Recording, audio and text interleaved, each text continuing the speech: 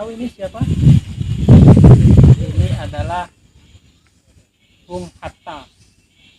Nah, di sini letaknya terletak di Bangka Barat, Mentok.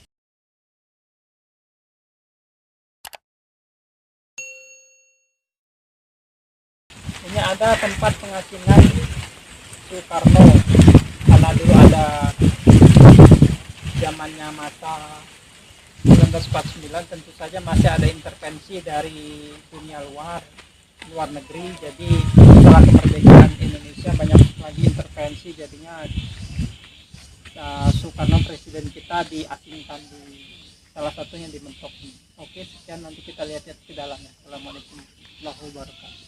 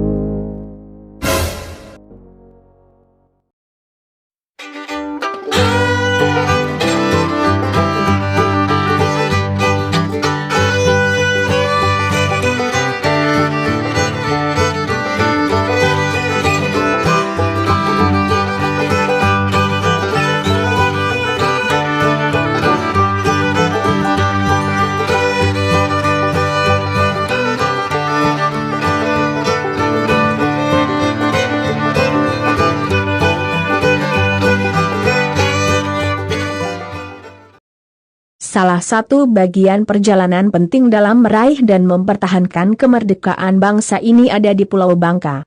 Masa pengasingan proklamator Soekarno dan Hatta, bersama para pemimpin bangsa lainnya, pada kurun waktu 1948 sampai 1949, turut menentukan arah perjalanan bangsa saat ini. Setiba di Bandara Depati Amir Pangkal Pinang, Bangka, tepat pada akhir April lalu, tergambar peristiwa 22 Desember 1948. Ketika itu pesawat B-25, salah satu pesawat pengebom milik Belanda, mendarat di bandara tersebut, yang masih bernama Bandara Kampung Dul. Menarik ketika mengetahui ada beberapa pemimpin bangsa yang tidak diturunkan di Pangkal Pinang. Mereka adalah Soekarno, Agus Salim, dan Sultan Syahrir. Ketiganya setiba di Pangkal Pinang diterbangkan lagi ke Brastagi, Sumatera Utara. Di Brastagi, mereka kemudian diterbangkan ke Parapat, Sumatera Utara. Sampai 5 Februari 1949, yakni 2 bulan setelah Mohammed Hatta diasingkan, ia diterbangkan ke Pangkal Pinang dengan pesawat amfibi Catalina milik Belanda. Namun, Sultan Syahrir tidak turut serta. Syahrir dikembalikan ke Jakarta, karena mau berkompromi dengan Belanda. Alasan penangkapan, penawanan, dan pengasingan para pemimpin Republik Indonesia dan 5 tokoh lainnya, merupakan bagian dari agresi militer dua Belanda. Saat itu Yogyakarta masih dijadikan sebagai ibu kota Republik Indonesia sementara Bangka menjadi lokasi di mana 7 tokoh nasional itu diasingkan di masa revolusi kemerdekaan pasca agresi militer Belanda II, pada 18 Desember 1948.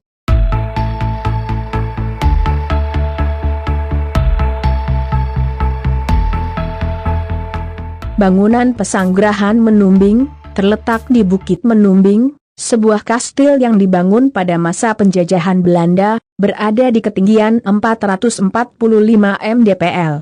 Kompleks peristirahatan pegawai perusahaan timah Bangkatin ini, diperkirakan dibangun pada tahun 1927. Tempat ini dulu dijadikan tempat pengasingan Bung Hatta, Mr. Pringgodikdo, Komodor Surya Dharma, Mr. Asaat, Mr. Sastro Amijojo, dan Mr. Mohammed Rum sejak tanggal 22 Desember 1948 sampai 7 Juli 1949, pasca proklamasi kemerdekaan Republik Indonesia. Masuk ke dalam ruangan pesanggerahan, terdapat ruang tamu yang dulunya pada masa kolonial Belanda, digunakan sebagai tempat berkumpul masyarakat lokal untuk mengadakan syukuran peresmian gedung, sekitar tahun 1930. Dari tempat ini, terlihat jelas sebuah mobil sedan kuno keluaran Ford, tipe Deluxe 8, yang berplat BN10.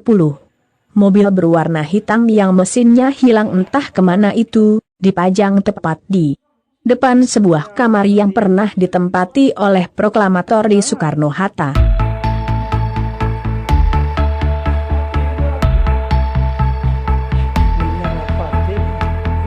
Serius Bang? Hah? Gerep tadi. Gerep kok. Oh, tadi kepala nenek iya lah emang.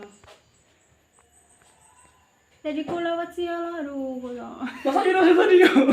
Kami nak masuk dia kan, tapi ngelihat ada ekor tadi.